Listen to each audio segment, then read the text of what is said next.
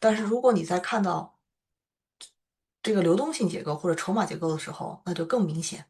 大多数人开始做多了，看到没有？大多数人开始做多了。然后很快主力就向下来进行这个下杀啊，所以这个整体的动作上看哈，依然是一个流动性下杀的一个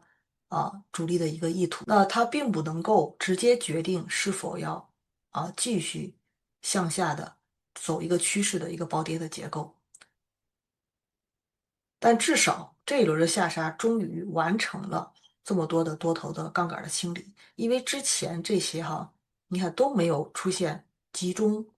爆仓空多头的这个情况，只是很少量的。但是呢，市场上又堆积了，你看，包括这个资金费率都是为正，又堆积了大量的多头，那很显然一定会找一个合适的时间点，把所有的这些多头给干掉。